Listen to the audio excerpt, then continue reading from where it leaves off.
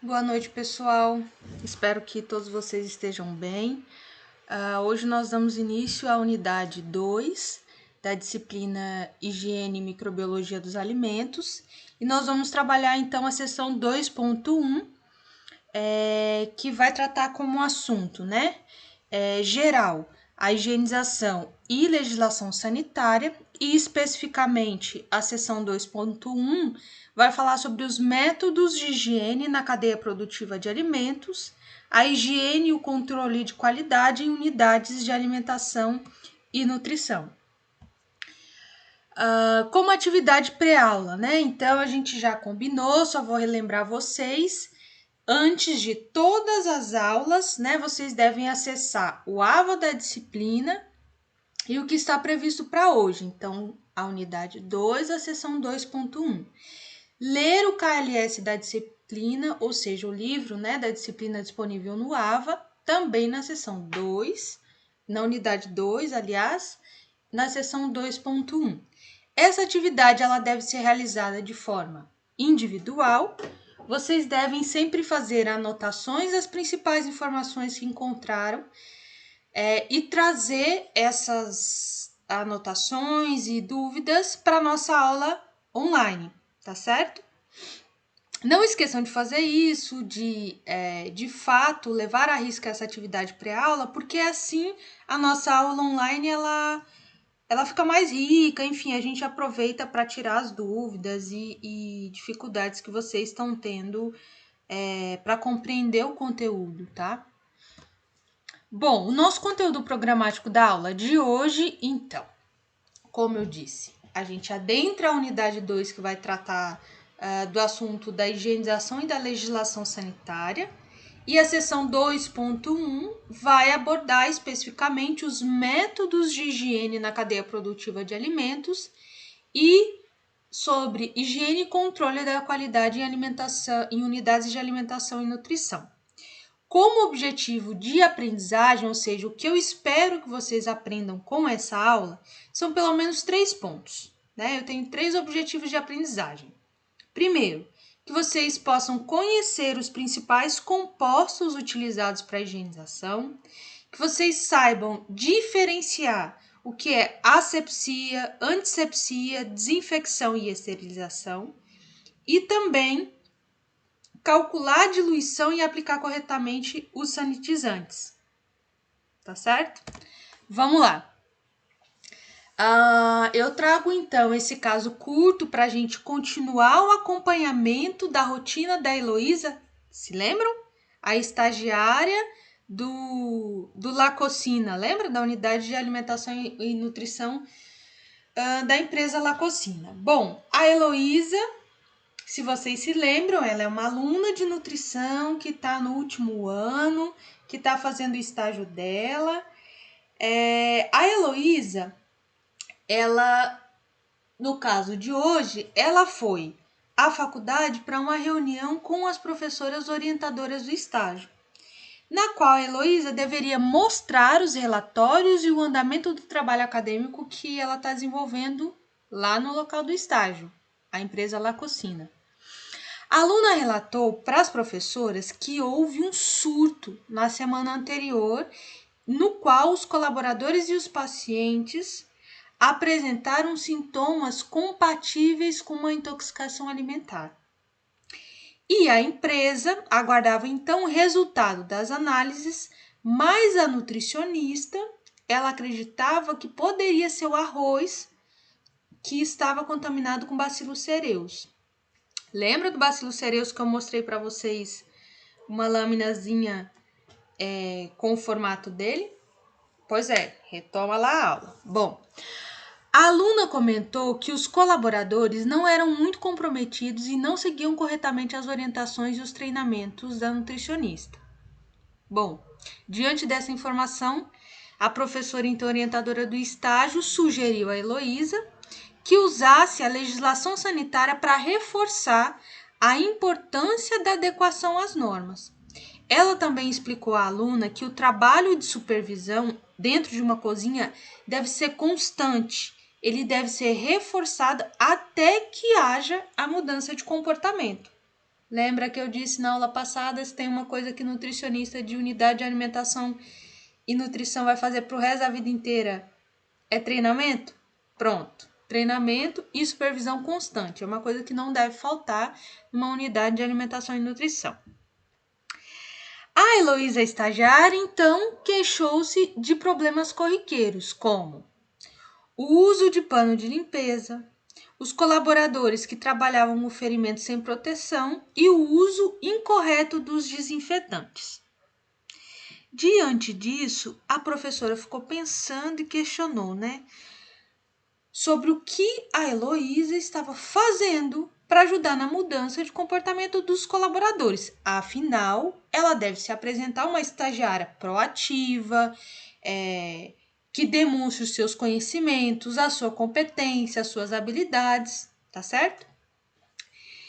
Então eu pergunto a vocês, para a gente já disparar aí algumas questões e vocês irem já pensando em como ajudar a Heloísa. Vamos pensar um pouco? Como a Heloísa poderia ajudar o local onde ela está para cumprir as exigências da legislação? Por que é preciso seguir essas recomendações que estão lá na legislação?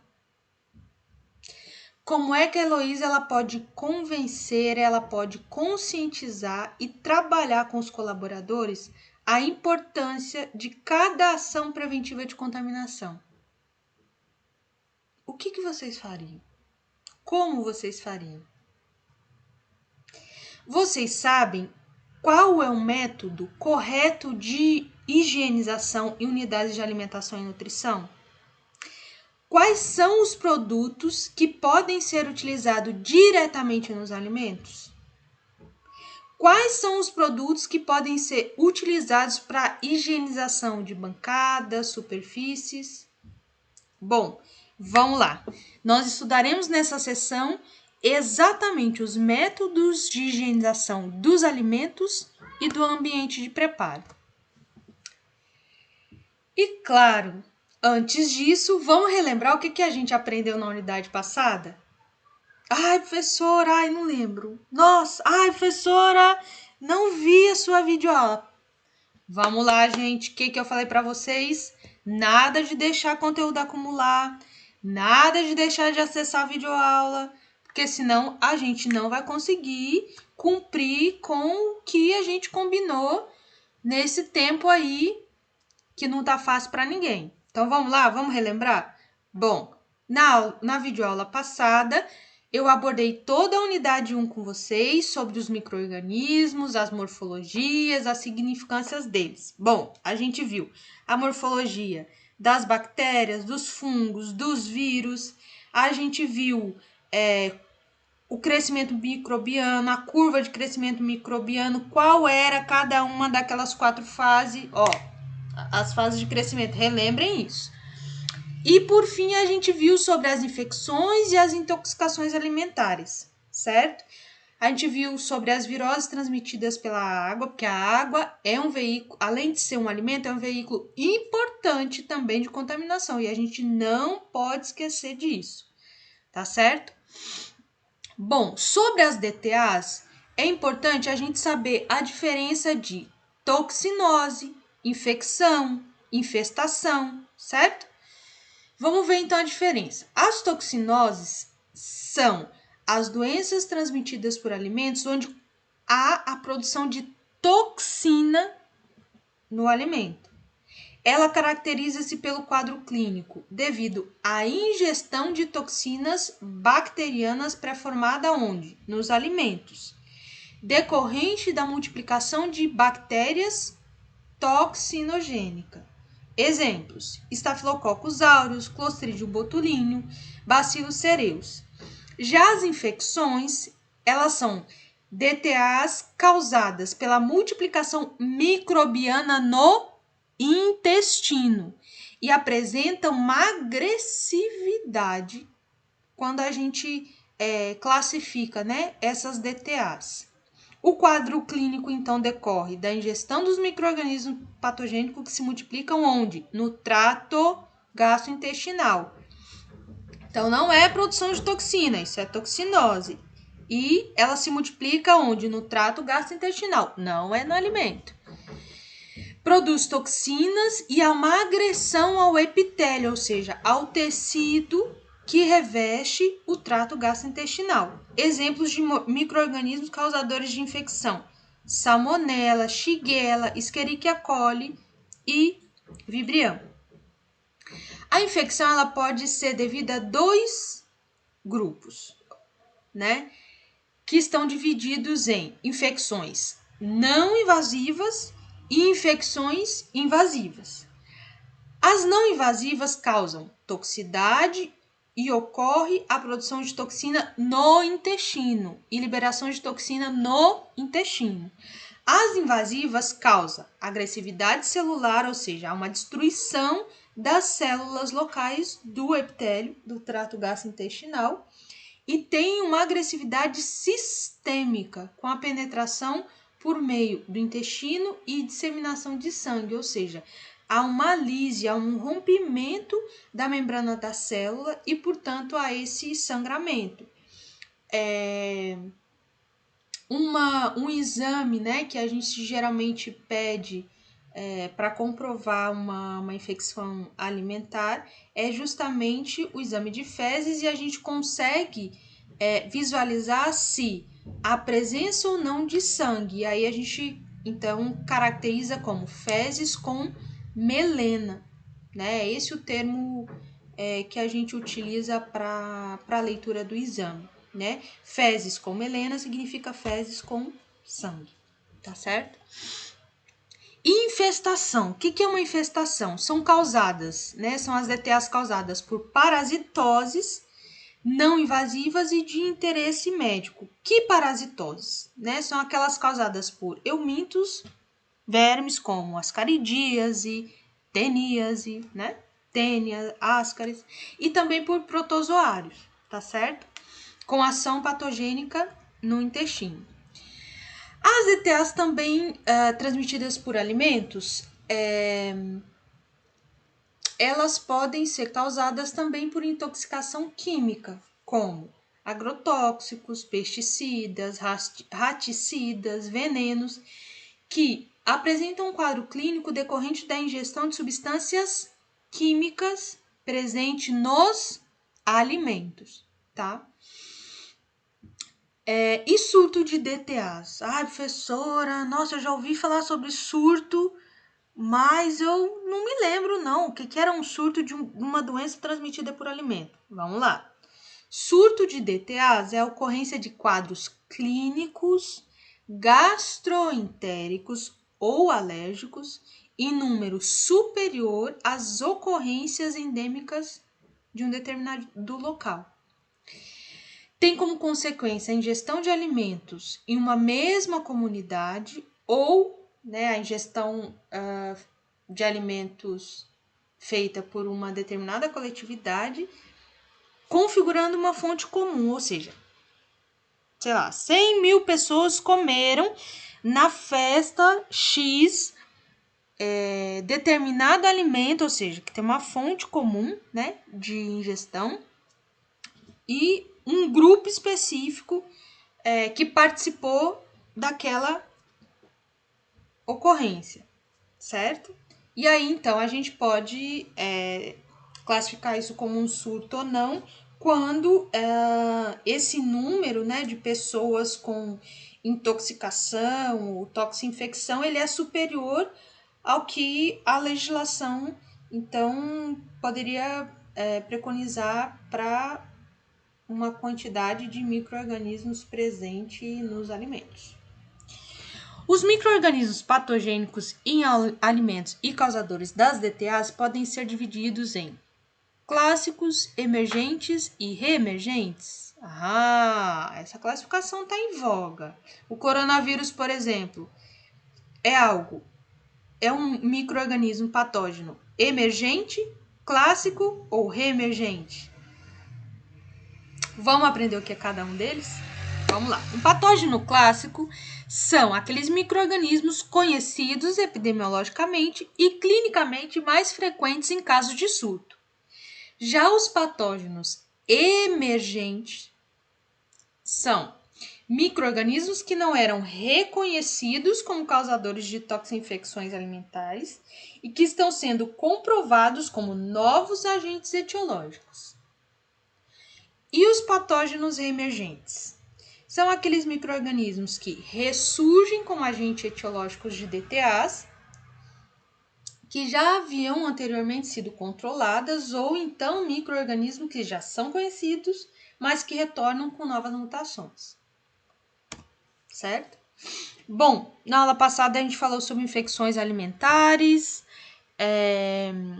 como elas são causadas, como é que os indivíduos eles apresentam, estão mais suscetíveis, né, às infecções alimentares, são aqueles, né, com o sistema imunológico então comprometido, como por exemplo crianças menores de 1 ano, idosos, e geralmente são causadas por bactérias e protozoários. E as intoxicações alimentares? Bom, são causadas por toxinas, por isso toxinfecções, certo? E falamos também da classificação de algumas toxinas bacterianas, lembram delas? Exotoxina, enterotoxina, toxina citotônica, enterotoxina citotóxica e endotoxina. Relembrem aí cada uma delas.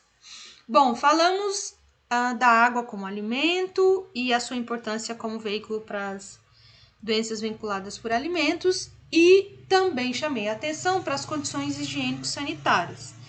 Então, do ambiente, dos equipamentos, dos utensílios e dos manipuladores. É isso aqui que nós vamos aprender a cuidar agora, aprendendo a seção 2.1. Qual é o conceito de higienização? Quais são os produtos de limpeza e sanitização que a gente pode utilizar para que esses micro-organismos causadores de doenças, né, os micro-organismos patogênicos, não se multipliquem, não causem doenças aos humanos. Bom, quando falamos em higienizar, nós estamos nos referindo a procedimentos que visam eliminar os agentes causadores de doença, tá certo?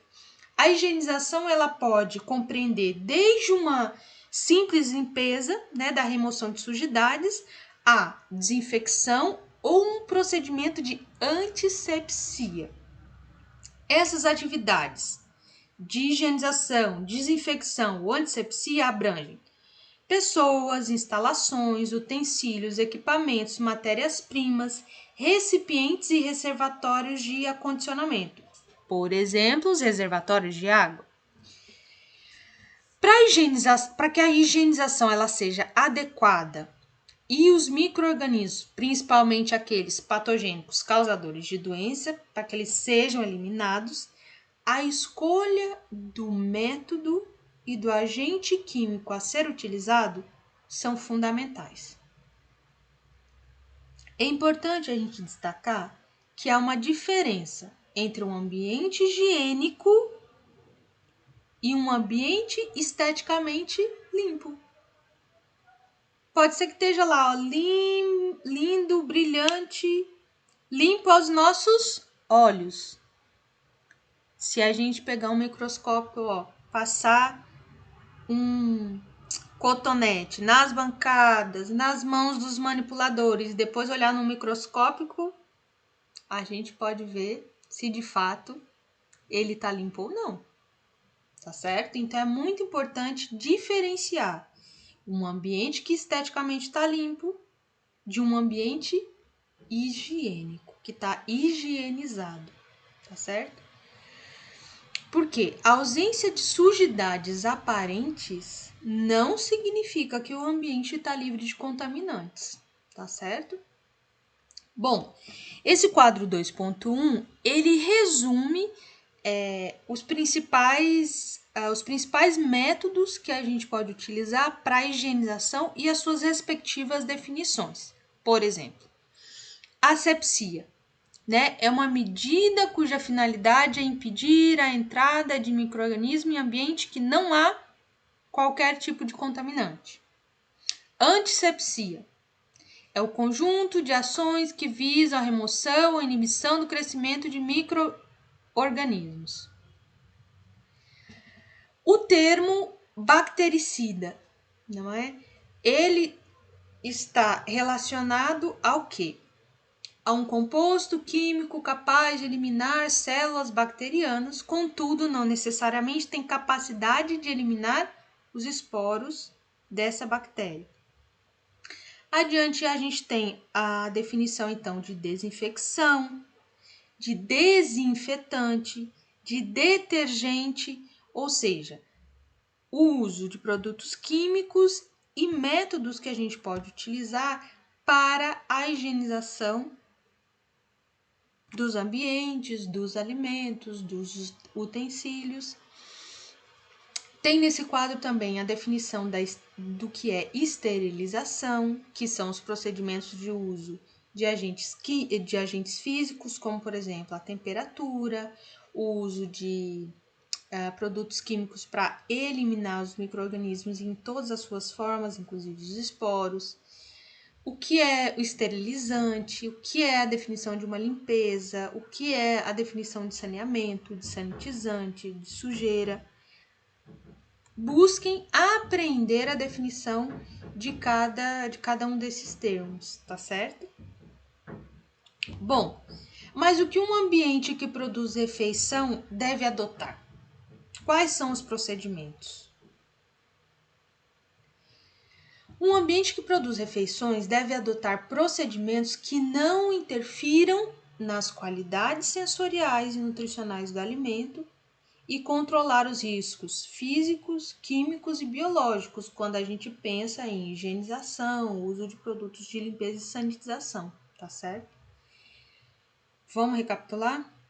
Bom, quando a gente a gente pensa em higienização de um ambiente, de um utensílio e de equipamento e o uso dos produtos de limpeza para isso, a gente tem que considerar que não é possível adotar procedimentos que não considerem a interferência nas qualidades sensoriais e nutricionais dos alimentos, porque a gente sabe muito bem, se a gente higienizar um alimento com hipoclorito e não fizer, né, o uso correto, esses alimentos eles vão ficar com gosto residual do produto que a gente está utilizando, né? E isso também não pode acontecer em relação ao uso de detergentes, de águas sanitárias, não é? De, enfim, outros tipos de sabão, de sanitizantes, quando a gente utiliza para limpeza de bancada, para limpeza de utensílios, né, equipamentos, então panela, talheres, pratos,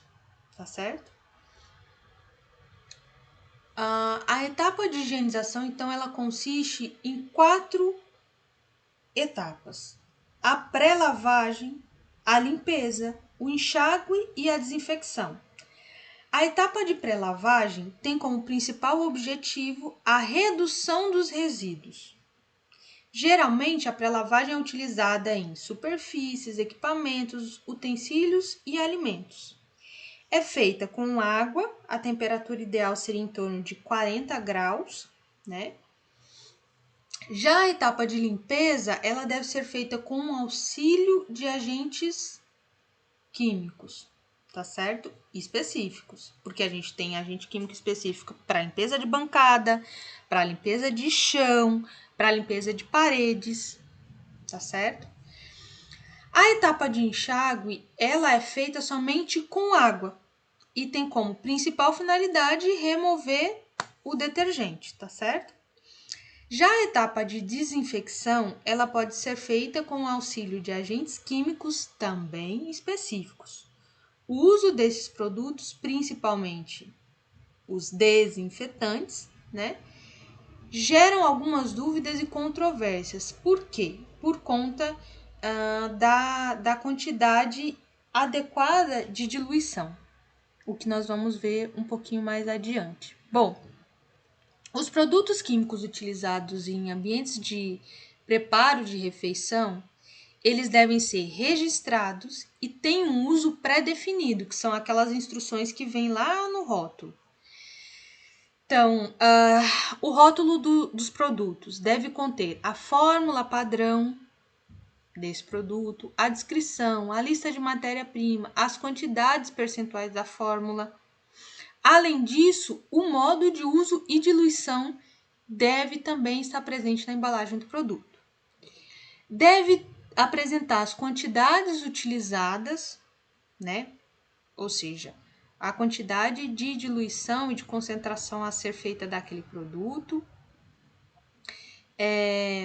Os produtos químicos devem apresentar uma ficha técnica fornecida pela empresa que faz a comercialização, contendo as seguintes informações. Gravem isso: nome do produto, nome comercial e os agentes utilizados, forma de utilização, recomendações, equipamentos de proteção, ou seja, quais os EPIs necessários para que a gente aplique, né, utilize esses produtos químicos, quais as precauções necessárias para o seu uso, procedimento caso haja alguma contaminação, tem que ter a validade, tem que ter um telefone de contato, tem que ter o registro no Ministério da Saúde ou da Agricultura e o registro da Anvisa.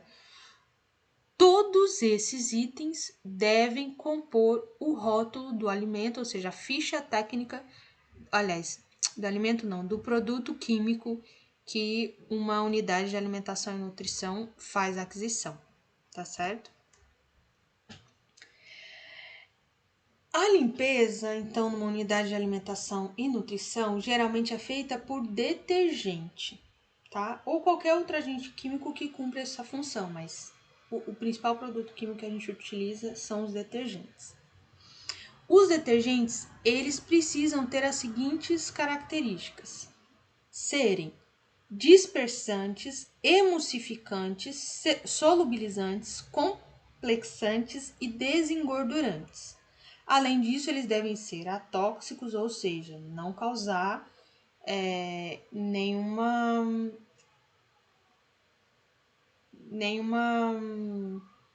intoxicação, né? Algum risco, né, muito alto de intoxicação para o ser humano. Eu trago aqui para vocês, né, a definição de cada uma dessas propriedades, dessas características dos detergentes, né? O que é ter uma característica dispersante, o que é ser emulsificante, o que é ser solubilizante, complexante e desengordurante, tá certo? Bom, o detergente é o agente de limpeza, então, mais utilizado.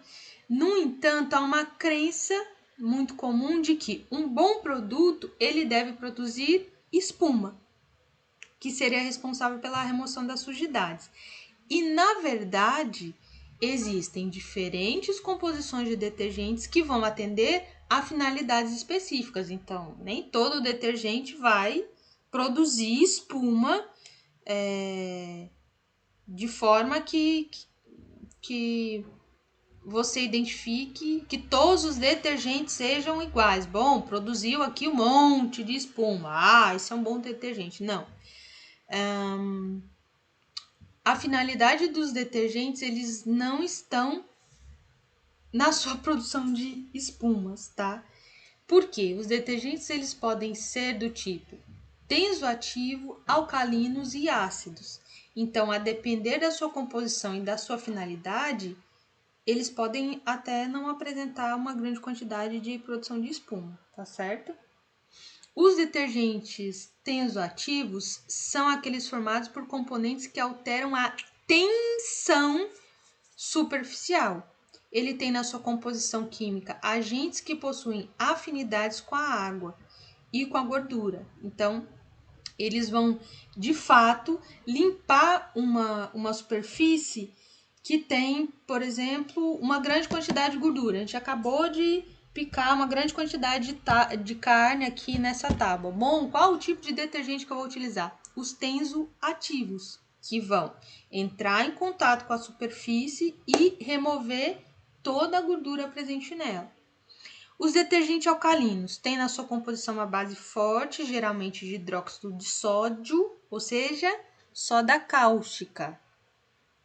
Eles atuam na remoção também de resíduos gordurosos e proteicos, e geralmente são utilizados para limpezas mais pesadas, como por exemplo, de chão, parede, tá certo?